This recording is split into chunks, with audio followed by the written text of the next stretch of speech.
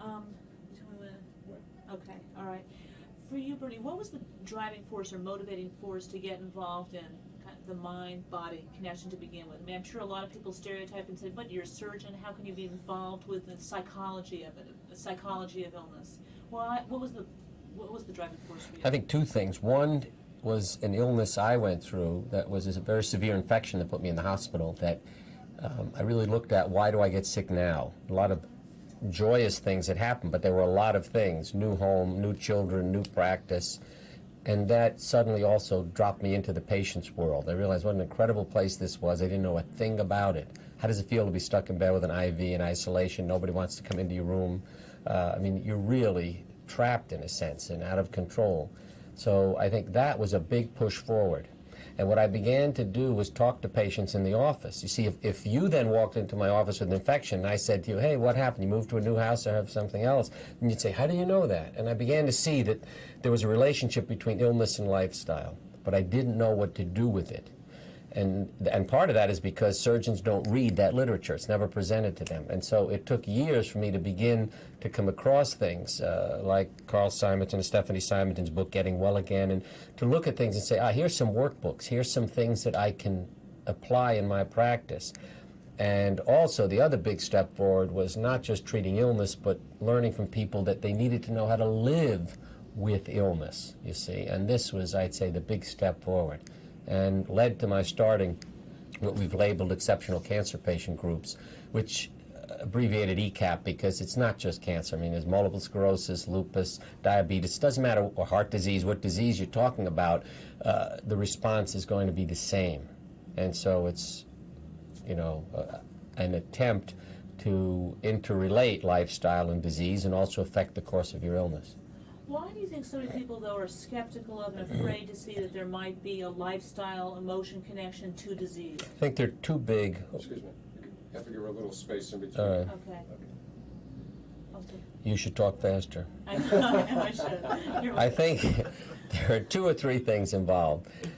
One is that medicine is a failure-oriented system. You're told not to let anybody die, and inevitably everybody, except doctors, does, okay? And I think that, therefore, you start out with a failure system. You treat disease. If you then said to a patient, help me treat you, the thought is, I'm setting you up for failure, see, because you'll die someday, and then not only will you be dead, but you'll feel awful because you failed. And I think that's, to me, the absurdity of this problem and why a lot of people ignore it. They say, let the doctor feel guilty and let it feel like his fault you don't get well, don't you get into it. And that 8 out of 10 patients don't want to. Okay, and I'll make the point that it is more difficult to change your lifestyle than it is to have an operation or take a pill. Even though it may help you live longer, it's more scary and painful.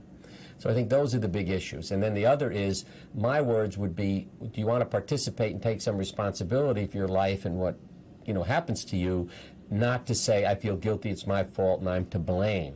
And I think that's the constant struggle. I know that certain people will feel they didn't do it well enough if, you know, they don't live forever. But to me, if somebody takes on the challenge of life, you see, or writes me a letter saying, thank you for enriching my life and teaching me to love. They didn't say, thank you for getting rid of my cancer. You see, I have changed their life, but it is very scary to take on life, whether you're sick or not. And I think that when people learn they aren't going to live forever and really confront that fact, that's when I have an option. Say, you're not going to live forever. Are you interested in what it's like to live? Then they step forward, a minority. Is through meditation or visualization or... Excuse me a second. Okay. All right. Or, Can you lean a little closer? lean closer? Yeah. Is it possible? I mean, the two of us. Right. Don't pick on her. You're a good bookend, though, I'll say that. That's okay. I think, again, in following up a lot of the skepticism that people have, through visualization or meditation or self-hypnosis, can people cure themselves? I mean, can someone cure themselves of diabetes or cancer? Yes. Okay, years ago I laughed because one of the supermarket newspapers came to me, you know, that you see at the checkout counter. those wonderful medical journals, and they put a headline in that surgeon says mind can cure cancer. And I said, you know, that upsets me. I mean, the article was carefully written, but of course this wonderful headline. And I said, because you may be misleading people into what, you know, the message is about. But as the years went by, I thought, by golly, if they wrote that headline now, I'd say, oh, that's fine. I'm not upset with it. And the reason is, again, I think that if you look at the way we have labeled things, we have labeled people who don't get well miracles or spontaneous remissions. What that did was stop everybody from studying them. I mean, if you have a miracle, there's no way your doctor can figure it out, all right? You'd say, that's it. You don't ask, you know, your neighbors don't say, how did it happen? But in Solzhenitsyn's book, Cancer Ward, he uses a wonderful term that really I woke up to one day. I mean, I must have read that 50 or 100 times, and suddenly the word jumped off the page one day by one of the translators. It depends on which translation you read, but it was self-induced healing. And suddenly you say, wow, if you have a case of self-induced healing, you can teach it to the next person. See? And I think that that's what I label people who get well when they're not supposed to. And there are an incredible number out there. Now, they're not in doctors' waiting rooms because, again, if you say you'll be dead in 6 months, and 6 months later you're walking around perfectly well, you don't go back for a checkup. I mean, it's pointless. And so the people who put the dire predictions on aren't aware when people don't die. If you don't return to the office, you have a chart that ends, you say, well, he must be dead. And that's true in our office, too. I mean, it used to be. Now people aren't afraid to come back. So I have met enormous numbers of people who've gotten over diseases that are incurable, okay? Not, again, at a medical meeting, but at a healing service, at a sermon I give in a church, at a workshop I do, people walk up and say, here I am. And some of them have been my patients that I thought were dead 10 or 15 years ago. And I think that as I began to look at this self-induced aspect, I began to say, all right, how does this happen? If you call these people up and say, hello, I hear you're one of those lucky few, they say it wasn't luck, it was hard work. And as you listen, you discover there was an incident that occurred in every one of their lives. One woman said, I left my troubles to God, and her cancer went away. I know, and this is part of when I do workshops, saying to people, leave your troubles to God doesn't work. They want their world manipulated. But helping people achieve peace of mind, or in Solzhenitsyn, on that same page, uses the term clear conscience. One of the men, Padiev, says, with a hopeless and obstinate expression on his face, croaks out, I suppose for that you need to have a clear conscience. And Solzhenitsyn knows it. He's survived, you see, cancer in concentration camp. So you're teaching people, how can you be a survivor even though somebody says you're not supposed to? It takes incredible courage to not die when a doctor says you're supposed to. And I think that these, again, are people who achieve peace of mind, clear conscience, leaving their troubles to God. What does that say to your immune system? It says living is wonderful. Fight. And the other is that they either talk to, and I mean literally say to your leg or body or cancer, messages of healing, or visualize healing occurring also. So in 3 ways, your body is getting, stimulating life messages that eventually are working through immune system in cases like cancer and AIDS, where people get well when they're not supposed to. You can show scientifically that love heals. In other words, you can test the immune system after showing, which has been done, Harvard students, a movie on Mother Teresa doing loving work, you see. And whether some of the kids liked the movie or not, their immune system was improved. So the ability to learn unconditional love, you see, to be non-judgmental. My comment is you could love, you know, forgive, and be happy all the time, accept, love, forgive, and choose happiness, and you could heal anything. What about, I'm sure you're familiar with that New England Journal of Medicine controversy with Barry Castle? Yes. Okay. I mean, in that case, here were people with advanced stages of cancer who weren't cured through their attitudes. Yeah. So what's your... But we don't know that. I mean, even there are several things. Number one is that those are people with advanced cases of cancer. Now think of what happens when you are an advanced case and the doctor comes in and says you're supposed to die in 6 months. What does it take to not die?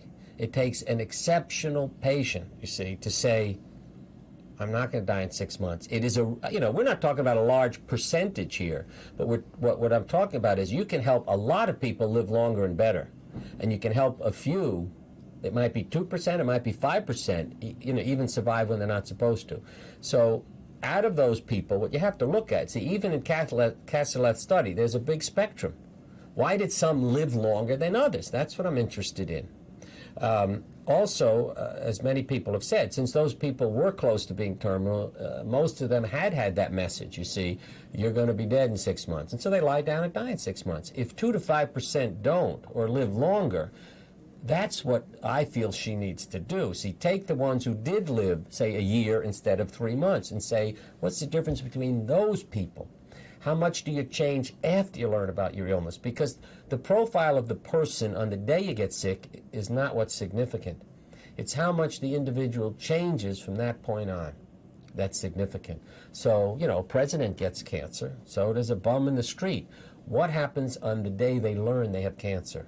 To them, their lifestyle, their attitude. That has more to do with survival. Now, again, you get back to the whole business of failure. If you have a biologically aggressive tumor and somebody says you're supposed to be dead in a month, and 12 months later you're still alive, see, or maybe die 18 months later, does anybody get excited about it? Well, I would. I mean, you have lived 18 times longer than your doctor said, but somebody else may say, yes, but, you know, I mean, what good is attitude? See, 18 months later he's dead. But those 18 months could have made you immortal. If you have loved your family and given them a gift during that time, you will live on. Whereas if you said, oh, I'm supposed to be dead in a month, Doc, well, I can beat that. I can be dead in 2 weeks if you want. We operated on a lady a few weeks ago, a nurse, you know, again, walks into the hospital not feeling well. She'd lost weight, operate on her. In 6 days, she's dead. Now, if you look at why she died, there's really no reason. Okay, yes, the autopsy may say pneumonia, but she learned she has cancer, no meaning in her life, boom, she's dead in 6 days. You see, that also ought to go into the statistics in terms of her desiring to be dead as quickly as she could. Because I know people with as much cancer as she had who a year and a half later are walking around because they have a reason to be alive. And that, to me, is a lot of, you know, credit and beauty on their part. And they're not failures because they didn't get rid of their disease. Well, when we talk about, you know, using meditation or visualization or any of those techniques, is it synonymous with also saying giving people a will to be well and giving them some form of self-control? Yeah, I think that what you're doing is giving people a tool to work with that can help with their peace of mind, because obviously if you meditate 4 or 5 or 6 times a day, you can interrupt the stressful life you may be leading. You can program yourself psychologically and physically. So yes, you do have a tool, and it changes you and your life. So it doesn't really matter why you start to meditate. I mean, I've told people, I got a letter years ago from a group of women who wanted to enlarge their breast size, and they wanted to do it through meditation. A few months later, I got a letter from them saying, yes, our breasts are larger, but that is not significant to us. Our attitudes and our joy of living has changed so because of our, you know, regular meditation. That's the thing we appreciate most of all. And I think this is really what begins to happen. Well, a couple of quotes. One by Viktor Frankl said, to live is to suffer, to survive is to find meaning in the suffering. And I think if to live is to suffer, then let us help people to learn how to deal with that suffering. And this is a part of what this tool really does to you. Is there a difference? I mean, a lot of people make a case for using self-hypnosis versus meditation versus visualization. I mean, in fact, is there an actual difference in the technique in terms of what it does for someone? I think that I tend to use it all, and I don't even like the words, because sometimes one word scares one person, another scares another. Somebody doesn't want to be hypnotized, I'm losing control. Fine, you can use visualization, you know, another term. And I find that what I tend to do is jumble them all together because I'm trying to achieve something with an individual. But I think that most of the visualization techniques are hypnotic techniques. You don't need, however, hypnosis to communicate with your body. When I say you can literally just talk to your body and tell it what to do, yeah, it'll listen. So this is why you begin to get into all these different terms. Many times you are just telling people what to visualize, literally, to make a picture in their mind, talk to their body. Other times I have hypnotized people, there's no question about it, or they're self-hypnotized. And other times it is a meditative state. I mean, if you wanted to look at what happens to brain waves and other things, that's about the only way you might begin to start dividing these up in a scientific way. But I think people get into a trance state. That would probably be the best way to put it. And they're in touch with their unconscious. They can create changes at a level in their body that they could not otherwise willfully do. And if you read books like Beyond Biofeedback by the Greens at the Menninger Foundation, work that certain yogis have done, you understand you have incredible control over your body. But we're never taught that. You see, we tend in the Western culture to use illness instead of meditation, to give ourselves sick days so we have time off and don't feel guilty. And if we'd use meditation and health days, we would be a very different society. We reward illness. You have to remember that all the time. We have many poisons in our society. They're readily available, they sell wonderfully, and that's just a reflection of how people feel about life. Can anyone teach themselves, since we're going to show visualization though, can anyone teach themselves that? Is that's something that can be easily done and anyone can learn? Yeah, I think you can. I don't know whether you want to use the word easily or not, but I think that potentially everyone can learn it and use it. Some may be more successful than others. Again, it gets back to the individual techniques, which can be similar to hypnosis. There are some people who are very visual. If I say, here's a rose, you might see it immediately, and somebody else says, yeah, I can smell it, but I can't see it, or I can feel that petal. So you get in touch with the individual client you're working with and can modify it for them. When I make up a tape, I make it of a broad enough nature that no matter what you're like, if you listen to it, you'll connect to it. And I'm beginning to think that maybe if you made your own tape with your own voice, it might even be better for you, so that your own voice is giving your unconscious a message, you see. Most of the people I make it for get to see me, talk to me, or know me in some way or other, so that my voice is friendly, it's a meaningful, caring person to them, not just some strange voice they're hearing. And I think that also plays a part in it. But I think everybody can use it and do it. Athletes use it regularly to program themselves, you see. And they want to be successful. If you don't enjoy living, there's no point in being successful and living longer. So my dilemma is getting people to want to live. Once they make the commitment, then I add more tools to change the quality of their life. Beyond relaxing though, someone might say, but what is visualization? I mean, other than the fact that I feel relaxed, I mean, is that the goal? It's changing your body. Wait one All right. second. Go ahead, I'm sorry. No, I think that the goal is to change your body in a direction towards healing, you see. Tell your white cells what to do, tell your blood what to do. In other words, if I had a large cancer, I would tell my body, don't send it any blood, starve it to death, you see. And if I get chemotherapy, I say, okay, send all the chemotherapy right down to that cancer, don't bother me. And you do affect things like blood supply, where your white cells go, all these things. So, as I said, the fact that it brings peace of mind also affects your immune system. But then you're also specifically directing certain things to occur in your body. What difference, I mean, since we're going to talk to Julie, have you seen in someone, I don't know if you mind doing this as a specific case in point, has it made in Julie's life, has visualization and using these kinds of techniques actually made for All right, her? Julie, as a diabetic, you might say, what would you work on? Well, what potential complications or problems? You would work on making her pancreas, the islet cells, more active, producing more insulin. You would work on keeping her circulation open and improved, all right? If she had vascular problems, with her eyes, healing that. And I think these are the things you'd focus on. Now, when you say, how do you improve circulation? All right, you dilate blood vessels, you open them, you could drive a truck through them. A child with asthma can see the same thing, opening up so they can breathe. And I think these are the things that you begin to do. Somebody with AIDS or cancer, or in a bacterial infection, you want the white cells to consume the disease, you see. And so, again, the visualization has to be modified to the individual. That's why I get people to draw pictures, because you cannot verbalize a visualization and have it judged, or graded, so to speak. So I say to people here, draw that picture, yourself, your disease, your white cells, your treatment, and let's look at it. Then I can say, here are corrections, improvements, because they never draw it wrong. If they draw themselves without a head, all right, what does that mean? You see, what do you like? How do we change you? I really think the key words that we get into, because what fascinated me, people with multiple personalities, those who, psychiatric illness, a lot of personalities in one body, have a disease in one personality and not in another, have an effect from a drug or an allergy in one personality and not in another. See, there's somebody who has diabetes, this is a known case, in one personality, not in another. And to me, that's incredible. This is one body. Well, if I could change Julie, could I get rid of her diabetes? you see, make her into a new person.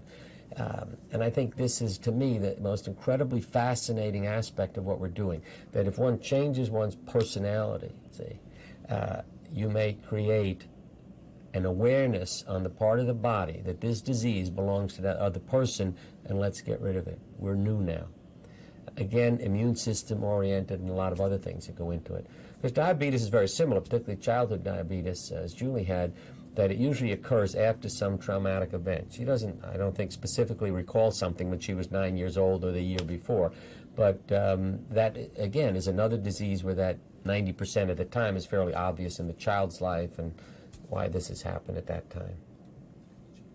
Okay, I'm almost at the end too. Good, that's great.